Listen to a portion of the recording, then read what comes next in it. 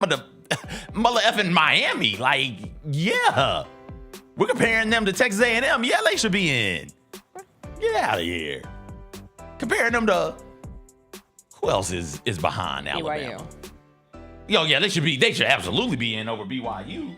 But BYU gets punished for their conference championship game, and Alabama does not. Make any sense. BYU was out before the championship game. Weren't they 12 before the championship game? Yes, but they still moved a spot. I have a problem that Alabama did not move one spot. Where did they move? To 12. Well, so they were 11. They were at 11. They were sandwiched between Notre Dame. Notre Dame? I'm sorry, Miami. And then Miami being next to Notre Dame is what the committee said gave them the excuse to finally have Miami jump Notre Dame. Listen, I'm fine with the teams that ended up in. Okay, it's the process that I have issues with, and we'll get into it. We had a conversation, Jalen and I did. The committee got it right, but the way they went about doing it was dumb. Wrong, right? Like, yes. if this was, we get to this portion in math where you got to show your work. That's literally what I have in here. We're on the same page. We're here. If you're showing the work, you failed. Like, if your grade is based on the work you showed, you don't get a passing grade. The answer is 2 points, and then the work is 3 points. Yes. So it's 5-point question. They got the answer right, so that's 2, but the way they did it was wrong. So your beef isn't with Alabama. No, your my beef is just with the process. The committee and what they were doing with Miami the entire time. Right. Like, that's the beef. The weekly ratings. And how the hell does BYU, we'll get into it, but how the hell does BYU losing impact Miami and Notre Dame at all? It doesn't. Okay, what was the song today? The song was a song called Ruins by First Aid Kit. They're like a little Swedish folk band that I completely forgot about. It's a song from, I think, 2018. Actually, I think it's just called Ruins, not In Ruins. It was lovely. It's going nowhere. It's here to stay. All right. Also in ruins. What? The committee. Listen, man. Come on. Not in ruins. Memphis sports. Hell of a weekend. Some would say a perfect Memphis sports weekend. What's perfect about it? I'll get into it. Did those nets change? Because I cannot do another 160. What? For the Tigers, did the net change? Oh, yeah. You're right. We're moving on up. What's up, everybody? It is Monday, December 8th. It is going to be a good day. Jessica Benson with you from the Grind City Media Studios in Memphis, Tennessee. CJ Hurt behind the glass. Lots to get into from this weekend locally. Massive winning weekend in Memphis. Memphis Tigers football has a new coach. The Memphis Grizzlies went 2-0 with wins over the Clippers and the Trailblazers. We'll have highlights from last night's action against Portland. Reaction to both of those games. Tigers basketball beat Baylor. College football playoff is set. NFL week was big. We'll get through it all. Gary Parrish will join us to discuss all of the above. We will do a half dirty dozen with 6 plays to describe the NFL weekend. It is a Monday. You know what we say. The Huff stuff is back in Memphis. More Huff puns. You ready? Do you have another one other than Huff stuff? Huff the Magic Dragon. Okay. The world needs B2K.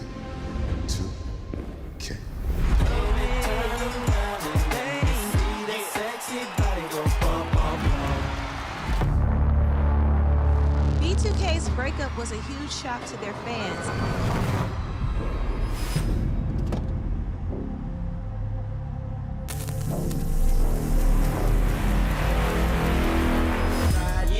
Boys for Life Tour. The long goodbye begins. A very special evening with Journey. Final Frontier Tour.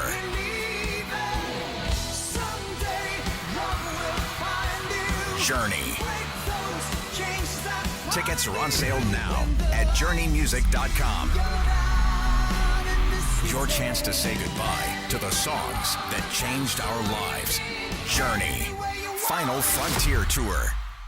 Sonic Radio. Welcome back to Sonic RNDIO. That spells radio with me, the CIO. This just in, the new Sonic $1.99 menu lets you build a crave-worthy meal for just $1.99 an item. Whether that's a creamy shake, crispy tots, or a quarter-pound double cheeseburger. This just out. Ostriches. They're mean, not very cute, and in my opinion, way too big for a bird. Don't miss the Sonic Fun 99 menu. 5 items, always $1.99. Live free, eat Sonic. Tax not included. See menu for details.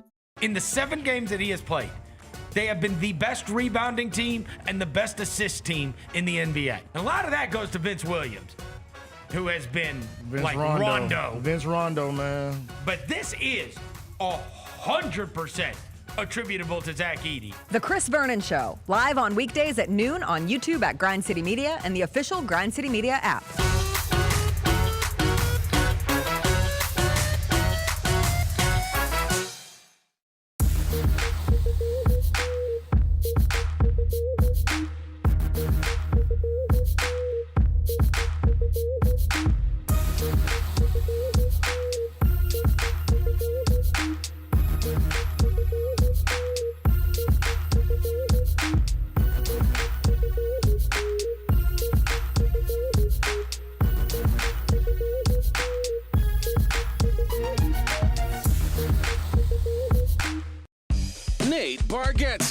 Look, I say a lot of dumb stuff. I try to keep it in front of large groups. Seems to go better that way. Big Dumb Eyes World Tour. When you say something dumb one-on-one, it's a lot for that person. I'll say it, then I can just feel that they feel the weight of my life on their shoulders. Tickets and info at NateBargatze.com. Don't miss the Big Dumb Eyes World Tour. Nate Bargatze.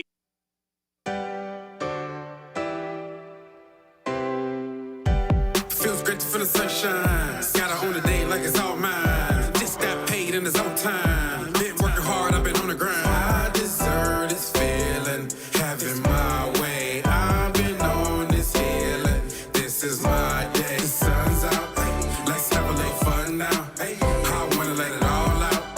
That's what it's all about. Cause I deserve this feeling of having my way. I deserve this healing. This is my day. Grind City Media presents The Jessica Benson Show with CJ Hurt. Live from the Grind City Media Studios on YouTube at Grind City Media and the official Grind City Media app. What's up, everybody? Happy Monday. I hope everybody had a wonderful weekend. We love a winning weekend in Memphis. I would call it a perfect sports weekend. 2 Grizzlies dubs, Tigers basketball, big win over Baylor, St. Jude Marathon weekend in Memphis, always one of the biggest wins of the year in the city, and the Memphis Tigers have a new football coach in Charles Huff. So we have a very busy day to get through, along with all the college football playoff happenings, big NFL weekend as well. But we start this show one way, and one way only after a Grizzlies win. And the Grizzlies are stacking those wins right now. They have won 5 of their last 6, 7 of their last 10. Let's hit the highlights from last night. Grizzlies, Blazers, Grizz, hot and ready like Krispy Kreme from the jump. Cedric Coward, nice move to the basket for the Grizzlies, first points of the night. Zach Edey, the big Zamboni, welcomes Yang Hansen to the league. Grizz on their way to a 40-point first quarter. Set X on that coast-to-coast delivery through the contact and one. He had 11 points in the game. Grizz up 23-10. Blazers with 8 turnovers in the first quarter. A little oopsie-poopsie. Landale with the steal. Ball gets to Kenny Caldwell-Pope. Sends dude to a different dimension and hits the 3. Second quarter now. Grizz up 23. Edey, the board. KCP. A turn back time. He had 16 off the bench. And mixing it up defensively too. Forces the turnover. Santi Aldama going to step right into the top of the key 3. A little splash. Grizzlies rolling in the first half. Jaren Jackson Jr. airborne. Whoosh. Grizz led 66-46 at the break, but the Blazers got right back in this game, got it as close as 5, down 7 here. Coward blocks Avdia, and you're going to see Santi Aldama with the chill Desmond Baden move to save it, but Coward tripped by Avdia. No call, no matter, whatever, because Coward alley-oop to Jalen Wells, who slams it down, and the Grizzlies get back rock steady. Cam Spencer, a nice no-lookie to Aldama with the spice, hits the reverse. Jaren Jackson Jr. just 6 points last night, but the chase down block on Avdia, an absolute swat. Big defensive night for the Grizz, held a second straight opponent to under 100 points, 18 steals, 31 points off turnovers, and Santi Aldama, 22 points to lead the way as the Grizz win 119-96. I love a Grizzlies winning weekend, and we will get further into the happenings from FedEx Forum with their win over the Clippers on Friday, their win over the Trailblazers last night on Sunday. We will do full Grizz in the second segment. I did want to start officially with the biggest sports story in the city from this weekend, and that is the Memphis Tigers have their next football coach, and it is Charles Huff. We have a new Huff in the Memphis sports space, and this was the biggest story in the Memphis sports weekend that was, because we've talked about how important this hire is and what this period of time means for Memphis athletics. And I wanted to start by running through Charles Huff's resume, just in case there are any questions. Anyone missed it? Anyone might be asking, who's Charles Huff? I'm about to tell you, because I think some people have lost the plot a little bit, and I do think real normal people that I talked to this weekend are very, very excited about this hire. I'm excited about this hire. I think the basement dwellers of the internet don't speak for the general population. They exist. They are real. I'm talking about real people on the internet.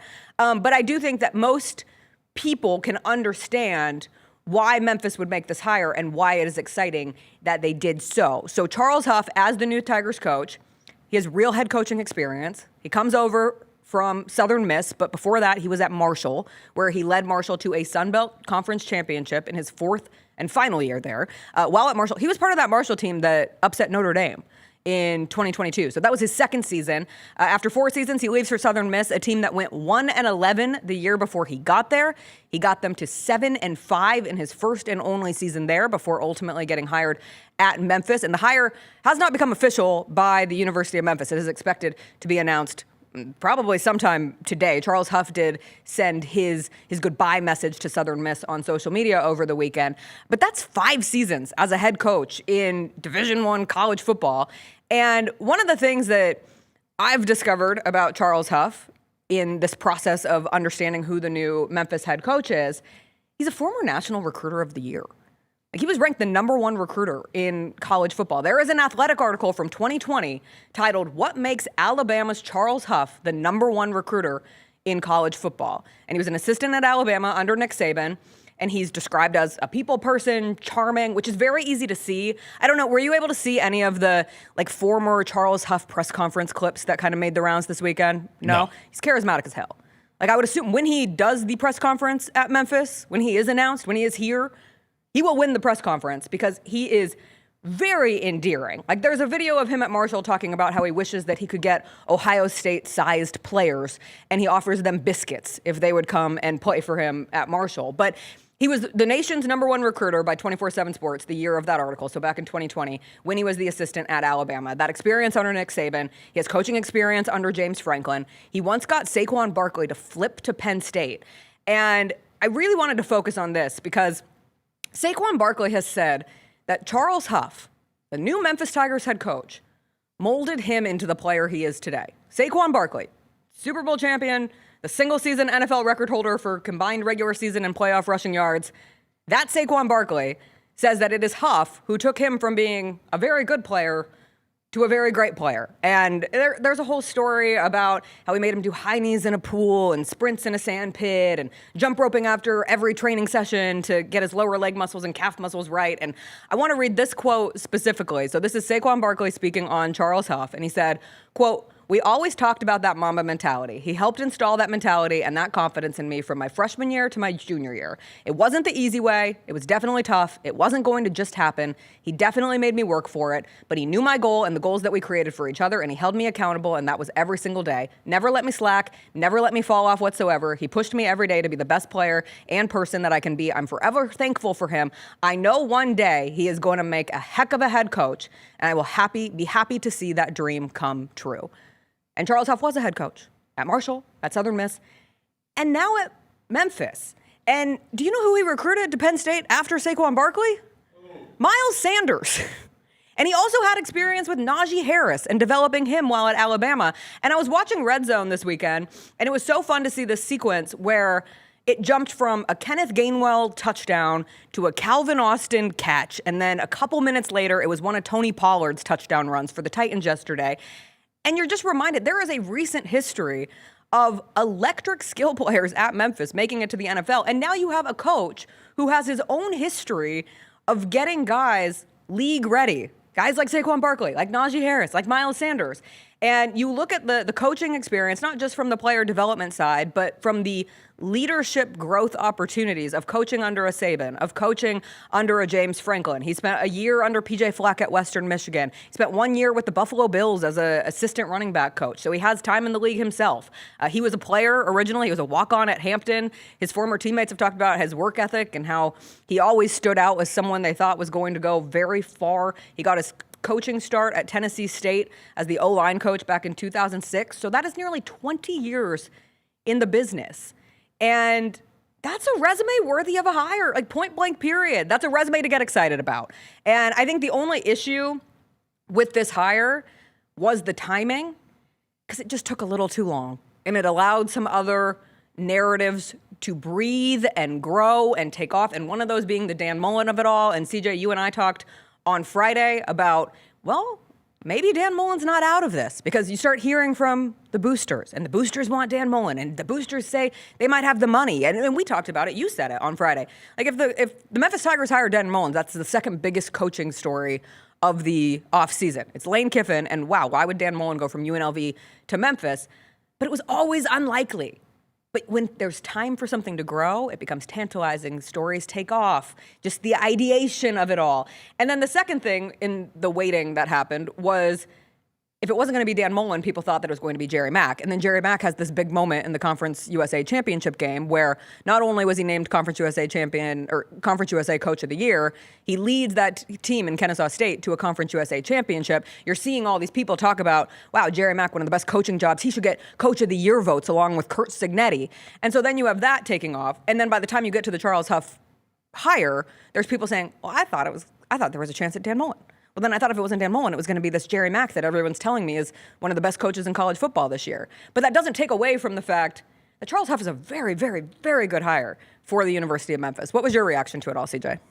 Good hire. Take that back. Good coach. Expect him to do well here. Terrible hire. And it's terrible because of the things you just laid out right there.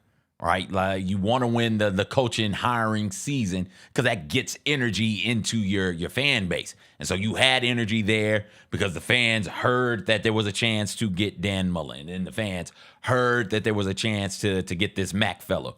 And listen, admittedly, I'm not super familiar with what's going on at Kennesaw State or at Marshall or at Southern Miss. You know, like, I'm not following those things closely. But if you look at what's happening, if you look at it from like what's on paper and what people are saying, then all three of them, Mullen, Mack, and Huff, seem to be capable head coaches. But during this time of the year, you don't want capable. You don't want a good coach. You want exciting. You want something that stops the press. You want something that everybody goes and hops on commercialappeal.com or dailymemphian.com, and that thing is right up there in bold. If we still read newspapers, you want to pick up the Sunday paper and boom, right there on the front page is this. This happened on Saturday, and it bumps whatever else you had planned to talk about on Sunday. It bumps it down on the list of importance because that is front page news, and Huff just isn't that. I think it's a really good hire. I think Memphis did a good job through this process. Wish it would have happened sooner. But you understand why. Because if you can get Mullen or if you can get Mack, those might be, as of right now, at this particular time, better coaches than what Huff is. That's not to say he's not a good enough coach, because I think that he is. So you wait on them to see what they're going to do. And then once it becomes clear that they're not going to be willing to leave their programs for whatever reason, you go out there and you get a coach like Huff, somebody with almost 20 years of experience, a little bit less, a little more than 20 years experience, somebody who, like you said, is a tremendous recruiter, somebody who has had success at a program like Marshall and had success at a program like Southern Miss. Southern Miss 1-11 the year before he got there. I think they were 3-9 the 2 years before he got there. So the 2 years before he got there, Southern Miss won 4 total games. He gets to Southern Miss late as well because of the whole Marshall situation, where Marshall just was like, hey, you know, you 10-3, you beat Notre Dame. No, we're not gonna pay you more money. We're not going to renew your contract, and we're not going to give you a bump in pay. And so he's dealing with that, and that lends itself to him getting to Southern Miss pretty damn late in the whole calendar because the college football calendar is absurd. Gets there late in the calendar and still finds a way to get this Southern Miss program to 7 wins this season. So I think he's a good coach, but people just wanted something more exciting. But remember, more exciting doesn't mean good. No. And also, a hire doesn't mean good. We won't know until the games are played. Like, you simply do not know how a coach will work out. All you can do is look at a resume and find yourself understanding what it is about someone who would make them the right hire for the time for the Memphis Tigers. And on the timeline front, you know, I think they were chasing some of the coordinators too. Will Stein, the former now Oregon offensive coordinator who ends up at Kentucky. Blake Baker, who was attached to Tulane potentially. I think he's staying at LSU as the defensive coordinator now. There was the Georgia Tech offensive coordinator, Buster Faulkner, who I think ended up taking the offensive coordinator job at Florida. So you go through this process, and it ultimately lands on someone with legitimate head coaching experience in Charles Huff. So I certainly understand from the standpoint of fans not knowing how to feel when you get to Saturday because it doesn't feel like a first option simply because of where it fell in the process and in the conversation. But it is very easy to see why Charles Huff is the new head coach at the University of Memphis. And I'm excited.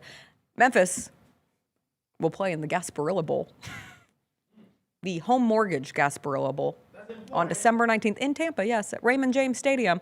Now we get to say Gasparilla, which is one of my favorite words. NC State, another chance at a Power 4 team. 12 straight years of bowl eligibility. And drink it up, because I'm not sure the Bowls have a whole lot of time left in their life of viability in the college football space. We'll get into that later. I mean, it took like 7 teams to find someone to fill whatever bowl Georgia Southern's in. The Birmingham Bowl. No one wanted to go to Birmingham. Oh, really? No one. They ended up getting App State. But I do think we're reaching an interesting time. That said, bowls have mattered, and bowls still matter. And Memphis will have a 12th straight bowl appearance. And they've won 4 straight, and 2 of those against Power 4 teams. And you have another chance against North Carolina State on December 19th with Reggie Howard as the interim head coach. We will see if Charles Huff is officially announced in Memphis when he gets to Memphis, when that introductory press conference is. But we will take a quick break here. We'll come back. The Memphis Grizzlies had a 2-0 weekend, and they have a couple days off before their next game. And the expectation, the hope, I should say, that John Morant could be making his season return on Friday when the Grizzlies take on the Utah Jazz. We'll get into the happenings of FedEx Forum from this weekend. We'll talk more about the Memphis coaching hire with Gary Parrish. Still ahead after a quick break. Grizzlies fans, dunks, dimes, and no-looks are great on TV, but nothing compares to catching them IRL. And that starts with buying tickets at Ticketmaster, the official ticket marketplace of the Memphis Grizzlies and the NBA. Ticketmaster gets you to the game so you can catch every highlight in person. From seeing your favorite Grizzly stars up close to hearing the squeak of the sneakers on the hardwood. Put that jersey collection to use and get tickets at Ticketmaster. There's no better brag than saying you saw it live. See you courtside, Memphis.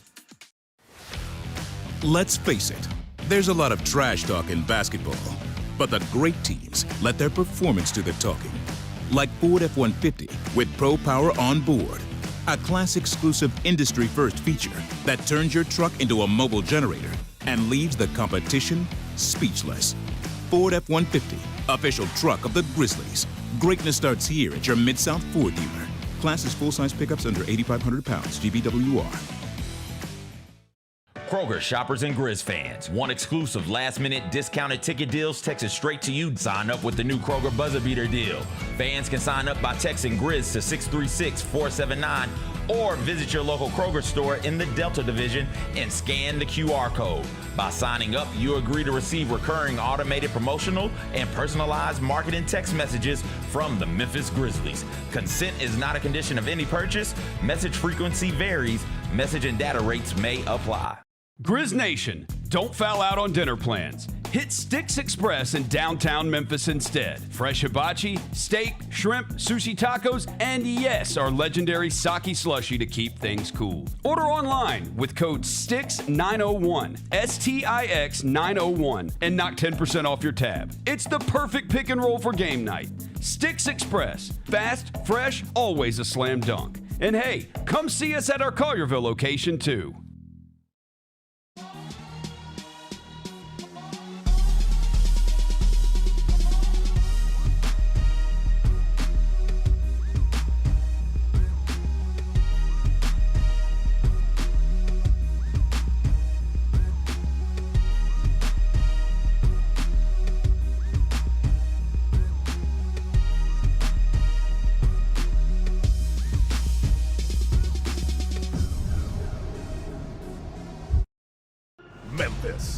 Monday Night Raw returns with non-stop action, unmatched energy, and the superstars you love.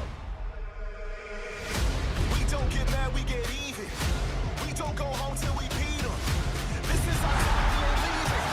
Give me the crown undefeated. Witness the moments you'll never forget. Monday Night Raw, Memphis.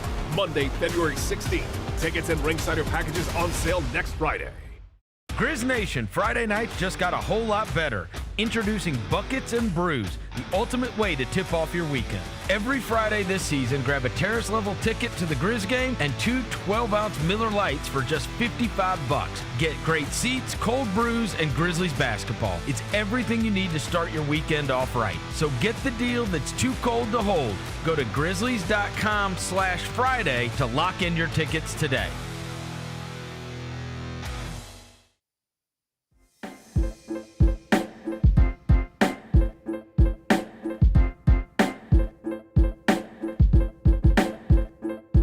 Grizz Nation, celebrate 12-12 Day with special ticket savings. See your squad take on the Utah Jazz on Friday, December 12th for as low as $12. Don't miss your chance to experience all the action live for less. Get this deal today at grizzlies.com/12.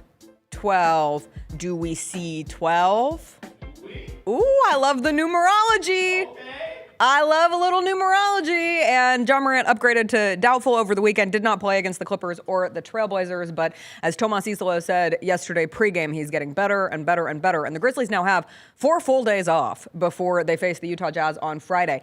Did not realize this little wrinkle in the schedule until it popped up on us. But the Grizzlies' beginning of the season has been so jam-packed with games, both because of the NBA Cup. Everyone's dealt with more condensed scheduling because of the NBA Cup and how that is situated, but also because of their upcoming trip to Berlin and London. That takes time, so the Grizzlies had to play more games in this beginning stretch. So now you get these 4 days off, which is an oddity in an NBA season. It's great for John Morant because it's a couple more days to get the body right before hopefully coming back on Friday, and that's a hell of a deal. $12, maybe to see 12. I never want to guarantee something, but it certainly feels like the tea leaves are all leaning in that direction for a Grizzlies team that has now won 5 of their last 6 games.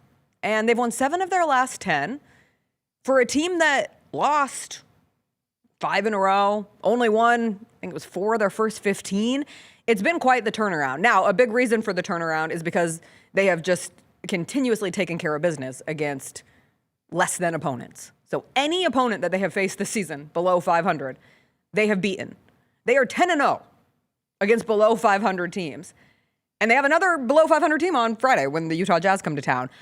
That means something. Like, you can look at this stretch of Grizzlies basketball and you can certainly say, they're only beating bad teams. But you can only play the teams in front of you.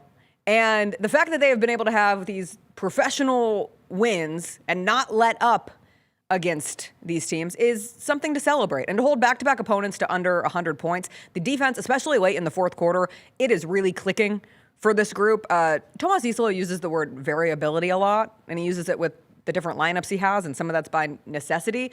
But I do think that's really been the story of this last stretch of games, and it certainly was the story over the weekend. It's a lot of different guys stepping up every night. Like Friday, it's Cam Spencer and Cedric Coward. And Coward was tremendous down the stretch. You even saw him get a little respect moment with Kawhi Leonard at the end of that game. The steal at half court was a very fun play. Clippers turned it over 3 times in the last 3 minutes of that game. Grizzlies held them without a field goal for the last 4 minutes of the game. And then Cam Spencer was really the energy igniter when he turned to the crowd on Friday and yelled to get the energy back up. You're just reminded, Cam Spencer, he's a basketball player. He really is. He's a hooper. He makes big shots. He has the energy. He's going to have a spot in this rotation. You do start getting into the weeds of, okay, when, and I'll say when, everyone's healthy, who plays for this team? And I think Cam Spencer has to. CJ, he's their best 3-point shooter. We did this exercise on the double post last night. If the Grizzlies are in a late game scenario and need a 3, who are you giving the ball to? Oh, gosh. Who am I giving the ball to? Need a 3. Need 3 points. I mean, I guess you got to draw it up for Cam, don't you? I think you have to. You have to. Right now. Yeah. Like, he has to play. He is your best shooter. He's your most consistent three-point shooter. It's him and Jock Landale. And Jalen Wells is moving up in the percentages, and he's been consistent over the stretch. But you look at the Friday play of Cam and Cedric Howard, and then you look at yesterday where it is Santi Aldama having one of his best games of the season. Kentavious Caldwell-Pope really fitting in with that reserve lineup. Jock Landale. I think the bench at 69 points last night. And you just see a level of comfort with these players. And that will get shaken up in a good way as players get healthy and ultimately come back. But it's been very encouraging to see a team start to formulate an identity and find a way to consistently beat these teams who have bad records this season. The lineup of Cam and Landale and Santi and Conchar and KCP, like that's a good, I don't know if it's a good lineup. I don't want to say that, but they run that offense really, really well. And I think that's what makes it's a functioning lineup. That's what makes it good. Beyond, like a tad beyond functioning. When those guys get on the court, that ball moves, they move. Everybody knows exactly and precisely where to go. Ain't no questions. Ain't nobody looking around confused. They know, I got it. I put it here. The amount of time somebody like a John Conchar catches the ball on the wing and just doesn't even square up, doesn't even get in triple threat, doesn't look at the goal. He's like, nope, you go here. Yep. And then the next person's like, okay, I can do, there's Jitty Cutting. He can get it. And then Conchar kicked it back out. And then they get a good shot off of it.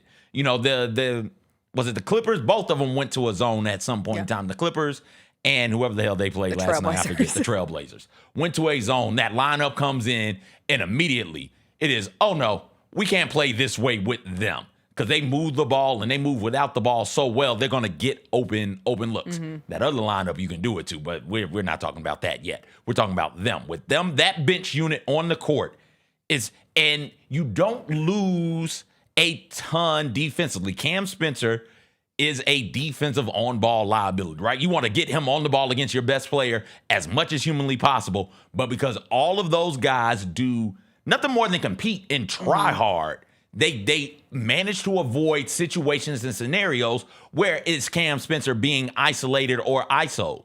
And then you can take one of those away and maybe insert a Jalen Wells, or you take another perimeter player away and insert Cedric Howard into that lineup, and it still functions and it still flows pretty well. That has been something that has impressed me tremendously over the past few games. What you said, 5 or 6? 5 or 6. Like that's been the thing that has impressed me the most, has been the play of that particular group. Something that I don't think, or I didn't think at the time, should work. Mm-hmm. And now you look up, it's like, oh no, that works for whatever reason. So tip of the cap to them. Yeah, there was a John Conchar steal last night where he just, flat out ripped the ball out of one of the Trailblazers' hands. Yeah, that goofy behind the back move. Like, I was told you do not go behind your back once you get into the front court, especially in transition, right? Because you go behind the back, people are running behind you, they just poke the ball out. So, yeah, that was just... Missed that memo. There were a couple of weird sequences like that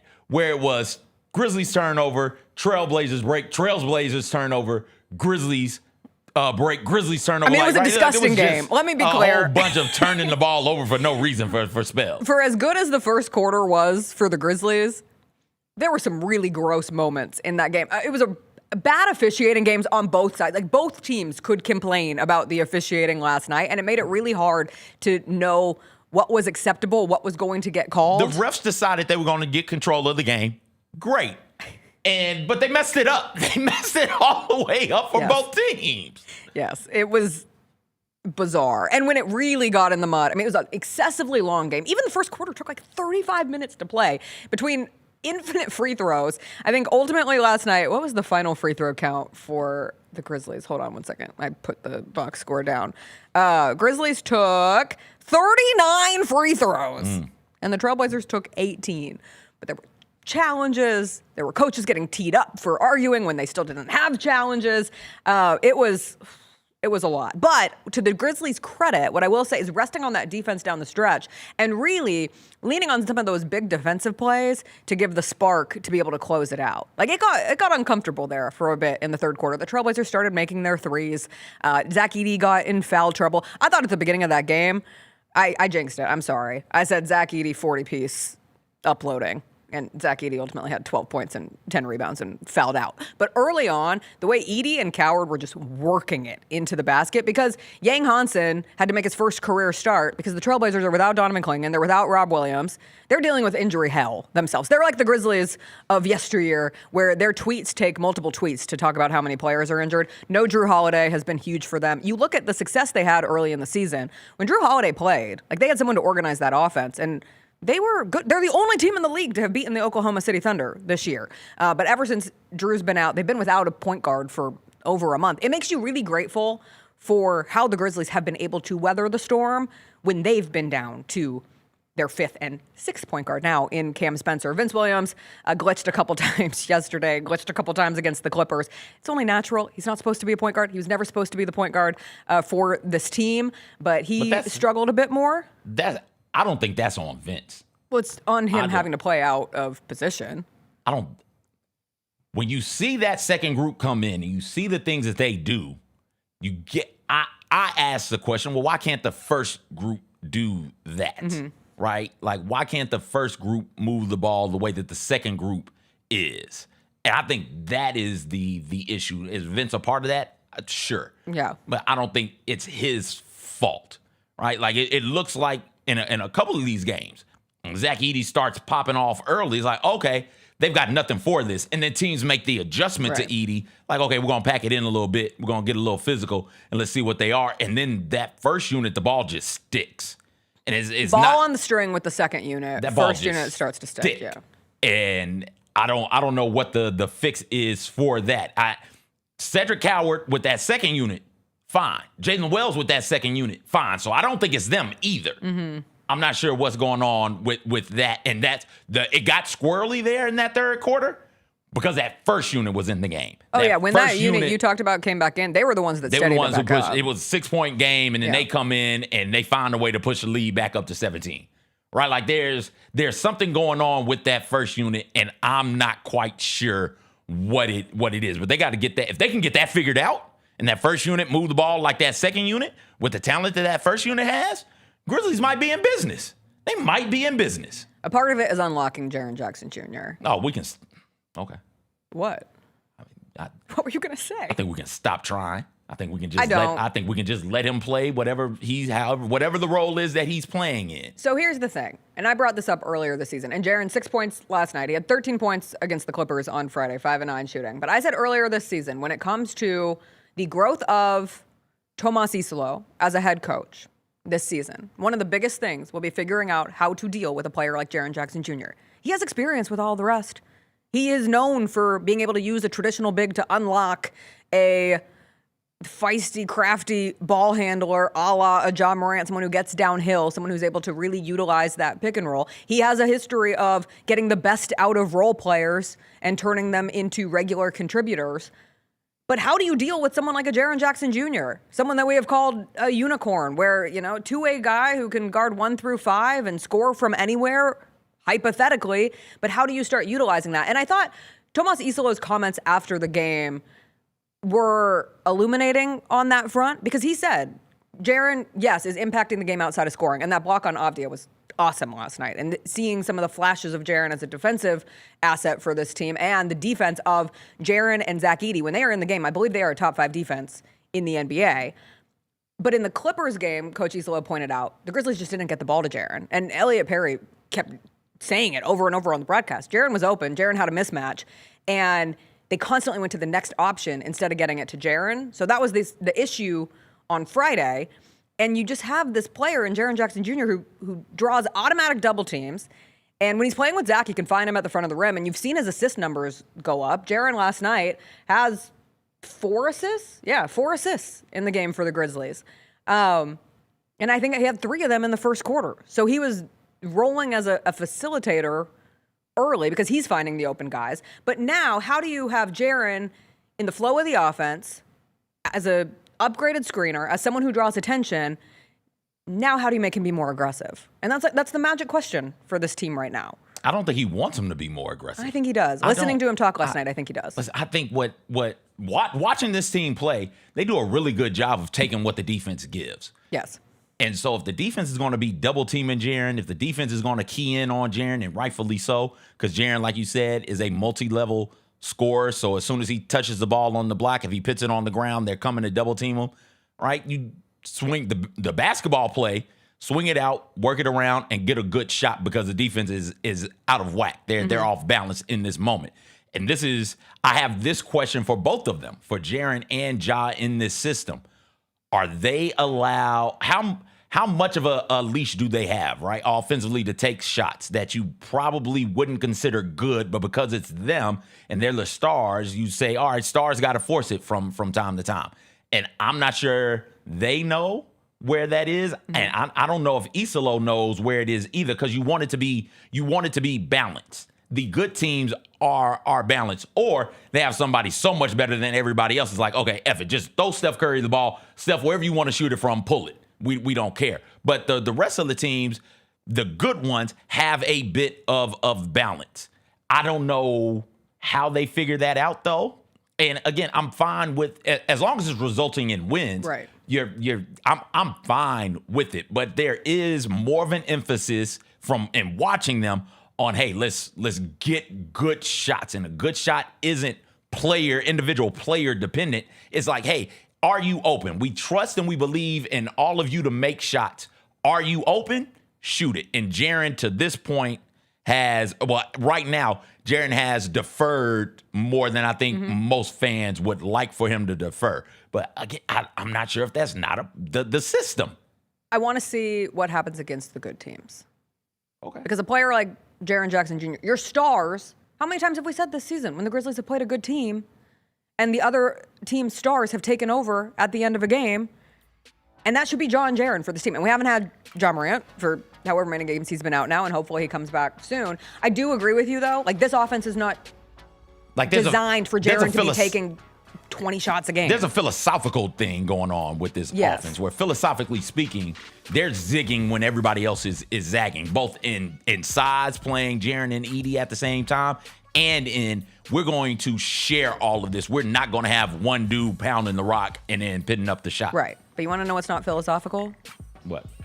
$240 million. Like, I do think the contract gets in the way of how this is all perceived. And that's just a fact.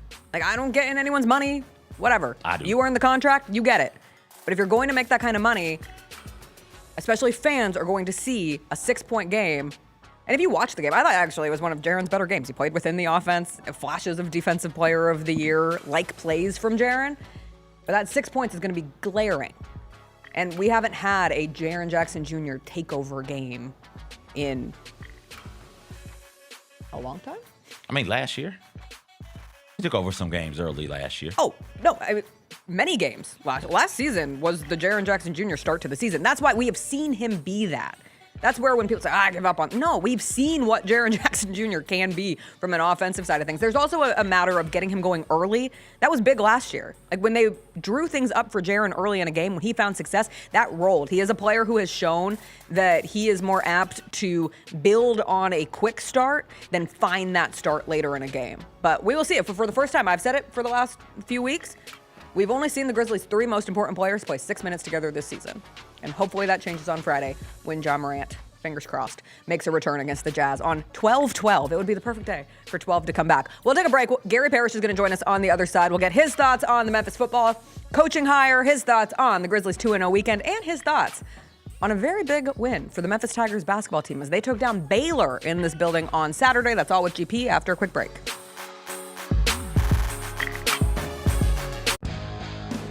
Grizzlies fans know it's the team that gives you the edge. Big River Steel does too. And much like the Grizzlies have recruited legendary talent, we want you to be part of our team.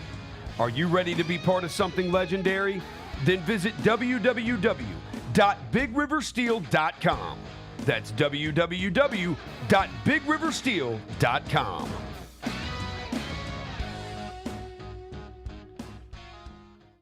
Kroger shoppers and Grizz fans, want exclusive last-minute discounted ticket deals texted straight to you? Sign up with the new Kroger Buzzer Beater deal.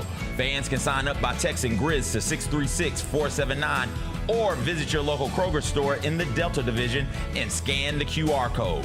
By signing up, you agree to receive recurring automated promotional and personalized marketing text messages from the Memphis Grizzlies. Consent is not a condition of any purchase. Message frequency varies. Message and data rates may apply. Sonic Radio. Welcome back to Sonic RNDIO. That spells radio with me, the CIO. This just in, the new Sonic $1.99 menu lets you build a crave-worthy meal for just $1.99 an item. Whether that's a creamy shake, crispy tots, or a quarter-pound double cheeseburger. This just out. Ostriches. They're mean, not very cute, and in my opinion, way too big for a bird. Don't miss the Sonic Fun 99 menu. 5 items, always $1.99. Live free, eat Sonic. Tax not included. See menu for details. Grizz Nation gets set for tip-off 1 hour before every Grizzlies home game with the warm-up show. Get the latest news, notes, and analysis live from courtside at FedEx Forum. Who's going to be the tougher team that rebounds and prevents second-chance opportunities? Join me, Lang Whitaker, along with Michael Wallace, Jessica Benson, and other personalities from Grind City Media, Memphis, and around the NBA. 1 hour before every home game, live at Grind City Media on X, YouTube, and the official Grind City Media mobile app.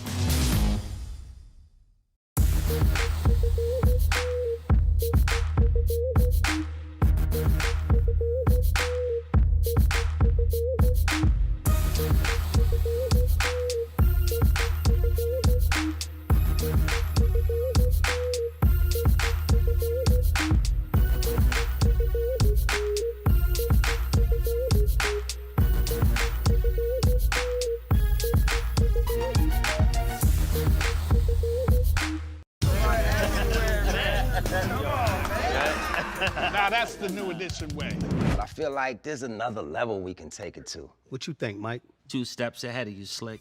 What's good, bro? What you doing, man? I'm in. Woman, you don't even know what I'm getting ready to ask you. Here's the vision. All 3 of us on the same stage every night. Gonna be crazy. No barriers, no separation. It'll be like 9 kings and a queen. The next level starts now.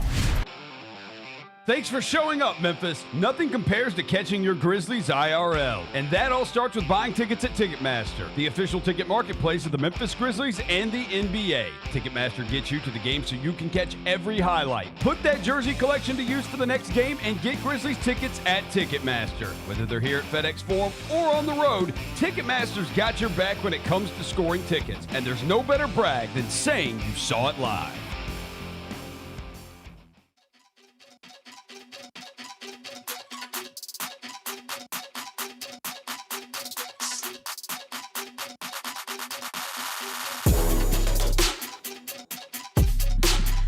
Welcome back. It is Monday. That means it's time to welcome in Gary Parrish, host of the Gary Parrish Show, weekday mornings at 10 a.m. on Grind City Media. He joins us every Monday. He joins us now. Gary, what a weekend. What a weekend, man. You don't see him like that every time. No. What did you think was the biggest thing that happened this weekend in Memphis sports? In Memphis sports. Memphis did hire a new football coach. Yes. But I do think it is significant that the Grizzlies won 2 straight heading into a little break with John Moran expected to return. Yep. Emphasis on the word expected to return.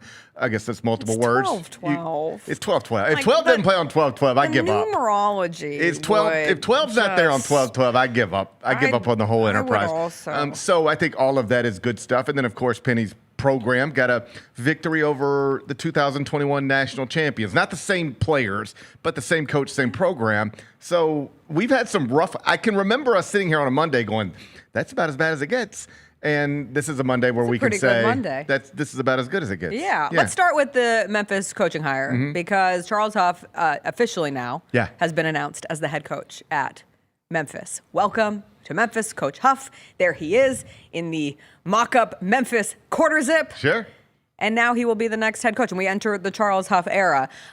I talked about it in the first segment where I think it's a great hire, only marred by where it came in the hiring news cycle. And some of that is just a necessity of how these things operate and the process that it takes to interview and hire guys and sort through your process as an athletic director in Ed Scott. But I certainly understand why some fans were left in a place on Saturday thinking, well, shoot, we missed out on we missed out on Dan Mullen, even though Dan Mullen was not a legitimate candidate for the head coaching job, from his side showing no interest and hearing from people over the weekend that was never really something that was going to transpire, to the Jerry Mack of it all, being in a situation where he wins the Conference USA Championship game. You're hearing all of this praise nationally on what a fantastic job Jerry Mack has done at Kennesaw State, but he was never able to even have an in-person interview. And it seems like Charles Huff was their guy. How did you measure all of that coming together? Well, the first thing, the Dan Mullen situation just wasn't a real thing. It was something that... It's peak college football. It was, you know? It was a thing on the internet. It was a thing if somebody asked you about it or if somebody asked me about it. But the idea that Memphis passed on Dan Mullen to hire Charles Huff is just not true. I don't think anyone thinks that they passed on him. But I would take it a step further. If you think Memphis had a chance at Dan Mullen and failed, that's not true either. My understanding of the entirety of the relationship as it pertains to this hire between the University of Memphis and Dan Mullen is that it was non-existent. There was no interest, certainly on the Dan Mullen side, I was told. And I was also told no interest on the Memphis side. But I think it's fair to wonder if there's no interest on the Memphis side because there's no interest on the Dan Mullen side. Either way, it's a moot point. The truth is, what this really came down to is Charles Huff and Jerry Mack. I know they talked to the LSU defensive coordinator, but believe they reached an accurate conclusion that we can keep having this conversation, but he's either staying at LSU or going to his alma mater at Tulane. Also, his wife is from New Orleans. They were either staying in Baton Rouge or going to New Orleans. They weren't passing on staying in Baton Rouge and passing on going to New Orleans to come to the University of Memphis, right? So you might not know that in advance, but once you start getting in there, you know that's that reality. So at the end of the day, and I know there was a Hugh Freeze connection to all of this, I'm just told they weren't interested in going down that path. Right. Heard that was shut down early. Yeah. So at the end of all of this, they were picking between Charles Huff and Jerry Mack. That's the truth. And what I find most interesting about it is that by the time they make the hire, by the time the news breaks Saturday morning, the absolute easiest thing in the world you could do is hire Jerry Mack. That's a win from a public relations perspective. It's a win in the bring the local guy back home perspective. He just won a conference championship the night before on national television. If you're a first-time athletic director looking for cover, that provides it.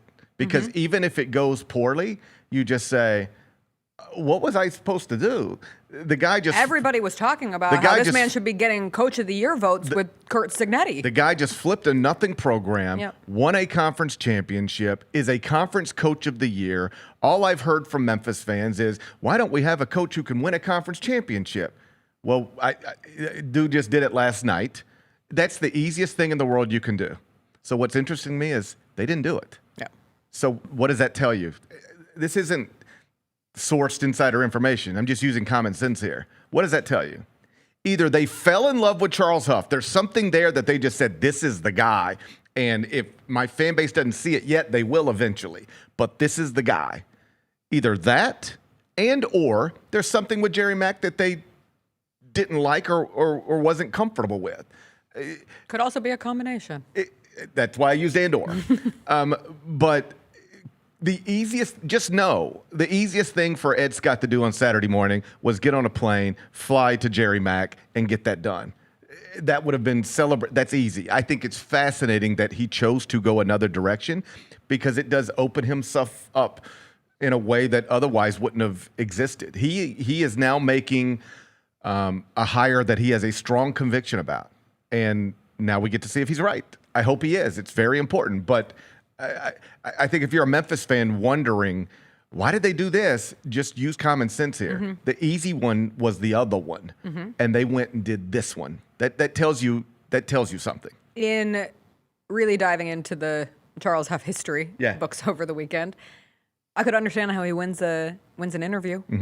From his history as a recruiter, a very successful recruiter. At one time at Alabama was called the #1 recruiter in college football by The Athletic. And I'm not going to discount that. But sometimes, because I've lived this on the basketball side, the best recruiters are the people who work for Nick Saban, or Mike Krzyzewski, Can or happen. John Calipari, right? But you do have to gain when you work for someone like that. I Yeah. would say, for you to get name recognition, Sure. also speaks to some of the success that you're Sure. able to have. But yes, it's a connective. And the piece other of thing it. I would say about that, and all of this stuff is good stuff Yeah. as opposed to not good stuff, but I think the way you recruited in 2000, which is when he won that award, is very different than how college football works Completely now. different. We can I don't talk about think- that for a million reasons. I don't think it matters Yes. how good you are in a living room, how good you are with mama and daddy, how good you are building relationships is much less important today than it has ever been, because at the end of the day, you and I could both be recruiting the same young man. You have a wonderful relationship with him. But you have $1 million. I just met him yesterday. I have $1 million to give him. You only have $400,000. Tough. He's coming with me. And so I don't want to say none of that stuff matters, but it does matter less. What do you say, because I've gotten this Mm-hmm. all weekend, to the fans who say, oh, he's just going to leave after 3 years? I just like any good coach at the University of you. Memphis is probably just going to leave after 3 years. I think that would represent a successful run. I think that would represent a Memphis team that likely went back, or for the first time in 6 years, went to a conference championship, maybe won a conference championship, maybe flirted with a spot in the college football playoff, except I think they're going to try to keep I just think that's the a non-power I conferences just think out. that's with all due respect to anybody It's a who might have silly told you, it's argument. just a silly thing to even think about. You know, it'd be like if I said, "Hey Jess, how was your weekend?" You're like, "It was great," and I say, "You know, you're going to die someday, right?" That's so nice. Like Thank you for know, it's all reminding going to be over one day, right? Like Yeah. I mean, you could think about that, but what is the point? Do you want to know how it ends? No, I have a journal that asks one question a day, and the question today was, do you want to know how it ends? not And I know just wrote, how or no. when. No. Yeah. No. It Absolutely. would bog me down. Yes. I mean, like I could die later on today, but I don't know that right now. So I feel pretty good about it. If I knew I was going to die in Yeah. like 4 hours, I'd be in a different, I wouldn't be here, I Right. don't think. So no, I don't want to know any of that stuff. Oh. To remind me what I was saying. I don't know. What were we saying? What were we saying? I really somebody threw you off on somebody that asked one. you, oh, they're going to leave in if he 3 leaves years. after 3 years, yeah. Yeah, the only way Charles Huff leaves Memphis after 3 years is if he's been awesome at Memphis. And that's a good thing for I'll- Memphis. I'll take it. Especially right now. Yeah, if Charles Huff leaves in 3 years, Memphis is possibly in a new conference. Because I watched Kirk Herbstreit look like he was crying. I think he was just sick. I think he's dealing with a cold. A Yeah. lot of people on TV. Everyone's sick right now. He had tears in his eyes as I they rec- had to realize that two non-power four teams were going to make the Kirk college football Herbstreit on playoff. TV yesterday. I was like, I looked exactly like that guy and sounded exactly like I've that had guy. those eyes and that nose. That looks like a man who's been on a plane a little too much and hasn't slept as much as he probably should. So I just think that's always silly. It's like worrying about, like, imagine Memphis not hiring John Calipari because he's just going to leave in a year or two. He might be too good. It He took- might be searching for too good of an But opportunity. he was here for 9 years, and it resulted in the best 4-year stretch at the very least that you've ever had. So I just think at a program like Memphis, that's always a crazy thing to think about. I think that the biggest thing is almost every program in the country is a stepping stone, if you think about it. I mean, outside of a Georgia I mean, Ole and Miss was just a Alabama, Ole stepping Miss stone. was just a stepping stone for Lane Kiffin Right. to get to LSU. I don't know, There but are the- very few programs. I think Oregon might be turning into that Yeah. with Dan Lanning. Yeah. Obviously, the Kurt Signetti of it all is such a oddity because he's 64 years old Right. and how the 2-year turnaround has worked for that. But for the most part, almost every college football program in the country can operate as a stepping stone to a bigger job. Right. Memphis is not immune to that. Memphis is absolutely one of those. And if your coach is able to use it as a stepping stone, it usually means good things were happening. I always want to hire the best guy, and I'll worry about that. That's a good problem to have if you ever have it. The worst problem to have is to have a coach nobody wants, right? Correct. So if Charles Huff is good enough to where Alabama someday wants him to replace its struggling coach, then man, Memphis football is going to be in a really good place. The other thing I've heard from some fans, just to clear this up, and Ed Scott will be able to clear this up himself. I'm certain he'll be asked about it at the press conference. But like, if you were going to hire Charles Huff, why did it take till officially this morning? He stopped coaching the previous weekend. And again, I'll let Ed speak. I don't know the answer to this. I'm just using common sense again. But yeah, I guess if Memphis was just going to lose Ryan Silverfield on Sunday morning, they could have theoretically hired Charles Huff on Sunday afternoon. But we just went through a coaching change with the Grizzlies, where the Grizzlies fired Taylor Jenkins and hired Tumas Isolo without talking to anybody in between. And I heard sports fans say, well, you sure you didn't even want to talk to anybody? Really didn't want to talk to anybody? Why wouldn't you want to talk to anybody? So why did it take until now, or at least according to the reports, Saturday morning to hire Charles Huff? They were talking to people. They probably didn't know on Sunday afternoon this is the guy. Let's go talk to the LSU defensive coordinator. Let's go get Jerry Mack on a Zoom. Let's see if there's some Dan Mulling stuff. Hey, somebody's calling me about Hugh Freeze. Let me see what they're saying. It was a process. It's Hugh. they went through a real coaching search, right? And so I think what that tells you, again, just use common sense. When Ryan Silverfield informed them, I'm leaving to go to Arkansas, I don't know that they 100% knew who the next football coach at Memphis was going to be. So they started talking to the people that they thought it might be, and they landed on Charles Huff, less than a week later. That's the way that unfolded. Want to get your take on the Memphis Grizzlies, who have won 5 of 6 games, 2-0 over this weekend. You, Gary Parrish, of the bandwagon leader of Vince Williams Jr., best 5th point guard in the NBA. Are you ready to transition to Cam Spencer, best 6th point guard in the NBA? I don't really think it's a debate. Okay, I don't think so either. I mean, I turn on Get Up when it comes on at 7 in the morning, and they're debating stuff all morning, and they never get to this one. Tomas Isolo said on Friday, we're not talking about Cam Spencer enough, and I think we should send it to First Take because we're just not talking about Cam Spencer, 6th best backup point guard in the NBA. Like the whole, it is. Or best 6th backup point guard in the NBA. But the Spencer brothers are starting to get. They are. That's starting to become a thing. You can get Cam Spencer jerseys in the team store now. Yeah. And nationally, everyone's jumping onto the Pat Spencer story and the lacrosse to basketball of it all. But they're just fiery guys. They're good characters in the basketball landscape. And Cam Spencer has just been a lights out shooter for this team. And in a period of time where they need guys who can shoot. They're incredible stories. Like they could be a movie, like an actual movie. Get rid of Double Teamed, the twin movie from the Disney Channel original movie with one of the worst basketball sequences of all time. Replace it with the Spencer Brothers decom. Two very normal-looking humans who apparently are great at everything they do. Yeah. Golf, lacrosse, basketball. Hyper competitive, like would be willing to die on the court. I think that's actual quote. Yes. And I would die for a win. I would die for a win. And I think he means it. There's other NBA players who don't even want to play.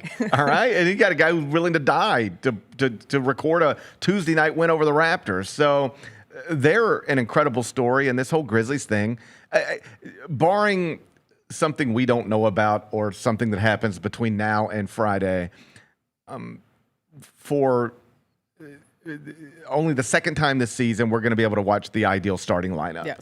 And it will come at a time where they pull to within 2 games of 500. It'll come at a time when you're now watching things start to settle, and it's like, okay, we're now closer to the Warriors than we are the Blazers or whatever. And you got a little bit of a cushion between you and missing the postseason. We went through a stretch where everything felt like it was. If it wasn't hopeless, it was bordering on hopeless. You're down 4 point guards and you're 4-11. Oh my God. And things are okay now. Things are okay now. On Friday night, I assume the starting lineup we've all been wanting to see and have only seen play together for, I guess, 6 minutes. We'll get an opportunity to see that, and hopefully it's the start of a long stretch of games where we see it consistently. And you get to see it against the Jazz, yes, who are 8 and 15, right, and have had some plucky wins. But it's against the Jazz, and you've found great success against teams who are below 500, and now you will have your supposed starting lineup, the starting lineup that you are supposed to roll with ever since Cedric Howard proved that he should elevate into that position. Yes. And you've seen it for 6 minutes, and hopefully you will see it for an entire game. That's right. And the other thing that I love just from the weekend, and it just clicks in my head because you said Cedric Howard, where he approaches Kawhi Leonard after the game on Friday night. Like that's meaningful. Like that's probably intimidating on some level to walk up to Kawhi Leonard, given this guy doesn't talk. Did you hear what he said after the game? He said Kawhi's not on social media, so I have to find ways to talk to him. Well, I think that tells you something. Like people who think that way, I want to get next to this person. How do I do it? Mm-hmm. This is going to be way apples to oranges, but like T.J. Otzelberger is the head coach at Iowa State. They just pounded Purdue. They'll probably get first place votes in the AP poll today. He's terrific. Mm-hmm. Before he was even college basketball coach, when I first met TJ, he was working for the Pump Brothers out in LA. And I was like, so how did you start working for the Plum? How did this even happen? And he said, I knew I wanted to get into basketball. I knew they were a pathway to basketball. And I figured out a way to get in touch with them. And Dana Pump, I think, this is TJ telling the story, said, all right, well, hey, yeah, if you want to come to our Final Four party, just show up there and, in wherever we're at, and we'll connect there. And TJ said, well, do I need a ticket or something to get to the Final Four party? It's a private party? He's like, yeah, it's a private party.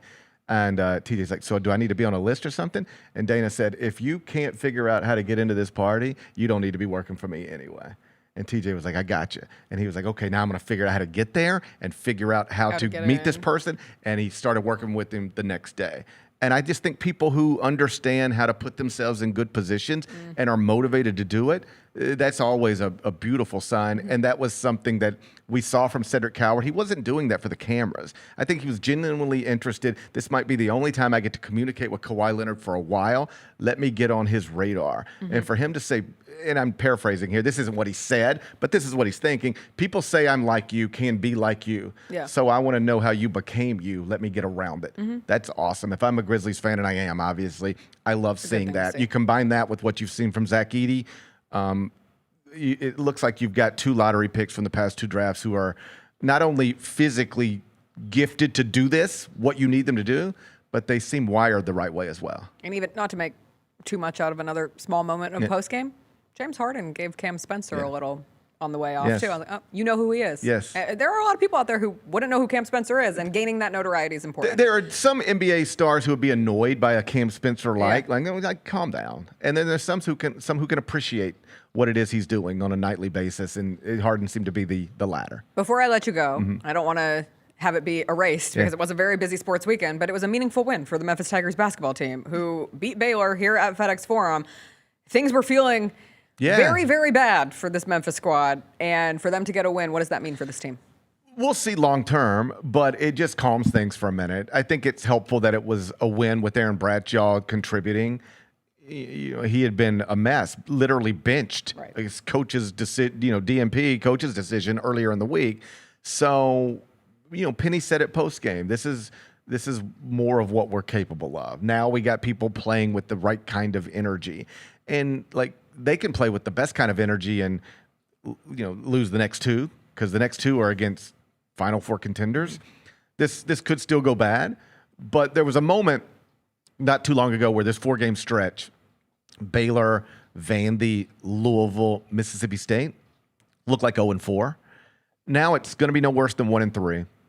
And Mississippi State's really struggling. They just lost to the San Francisco team that you've already beaten. So can you get out of that 4-game stretch with 2-2?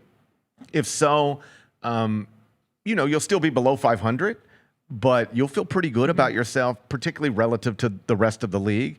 And I think it won't fill that building up or get you a national ranking, but it'll make people stop asking big questions. Like, is Memphis going to be a Final Four contender as currently constructed? No. But can it be respectable, avoid embarrassing losses, and once it gets to its league schedule, establish itself as clearly the best team in that thing?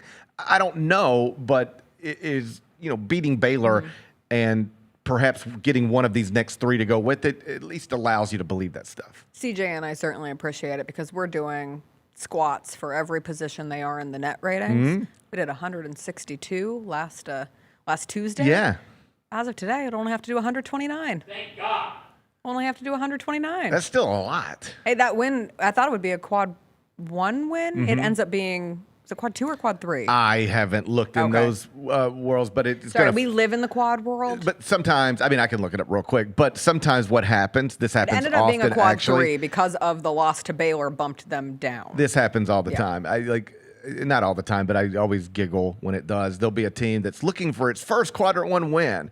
And on paper, you're about to get a quadrant 1 win. And then you beat the team. And when the net rankings update the next morning, because you beat that team, it pushes them down, and your quadrant 1 win becomes a quadrant 2. So if you're telling me that's what happened to Memphis, quad 2 to quad 3, that makes sense. It's not unique, but it is one of the quirks in the system. Gary, what a weekend. Thanks for joining us. What a weekend. What a weekend that was. We'll take a break. Lots more to get to from the weekend. The college football playoff bracket is set. I don't disagree with how it looks. They sure explained it in a goofy way when the committee talked about how they got to their ultimate 12 teams in the college football playoff. We'll talk about that. We will discuss the weekend that was in the NFL. We're doing a half dirty dozen, 6 points from the NFL weekend to describe it all. We'll do all that after a quick break. Own the 2025-26 Grizzlies season with the 10-game Flex Pack, the ultimate way to catch all the action on your terms. Choose your favorite matchups from intense rivalries to weekend thrillers and customize your pack to fit your schedule. With 10 games to pick, you'll never miss the moments that matter most. Visit Grizzlies.com/packs today to build your perfect ticket pack and cheer on the Grizzlies your way. It's your team, your season, and your schedule. So don't miss out. Are you ready to transform your pool into a stunning oasis? At Mainland Pool Service, they're a family-owned business committed to keeping your pool looking pristine all year round. They believe that pool care should be proactive, not reactive, which is why their skilled team handles everything from routine cleaning to complex issues with precision. They prioritize clear communication and personalized solutions to exceed your expectations. Join the Mainland Pool Service family today and experience the difference their expertise and dedication can bring to your relaxation retreat. Contact them now at mainlandpoolservice.com. Thanks for showing up, Memphis. Nothing beats catching your Grizzlies IRL, and nobody knows that better than you. So next time you want to hit up a game, Ticketmaster's got your back with tickets to every upcoming matchup. Whether you're catching the Grizzlies at home or on the road, you'll find tickets at Ticketmaster, the official ticket marketplace of the Memphis Grizzlies and the NBA. Keep putting that jersey collection to use and get Grizzlies tickets today. There's no better brag than saying you saw it live. See you courtside again soon, Memphis. Jeff Dunham, Artificial Intelligence, his all-new tour. You're the other white meat. How can you be so smart on one hand and so stupid on the other? Well, you're half of it. I realize I could have avoided all this years ago with one simple word. I do not. Silence! Don't miss a Memphis. Friday, April 10th, FedEx Forum. Tickets on sale Monday, September 29th at jeffdunham.com. In the 7 games that he has played, they have been the best rebounding team and the best assist team in the NBA. And a lot of that goes to Vince Williams, who has been Rondo. Vince Rondo, man. But this is 100% attributable to Zach Edey. The Chris Vernon Show, live on weekdays at noon on YouTube at Grind City Media and the official Grind City Media app.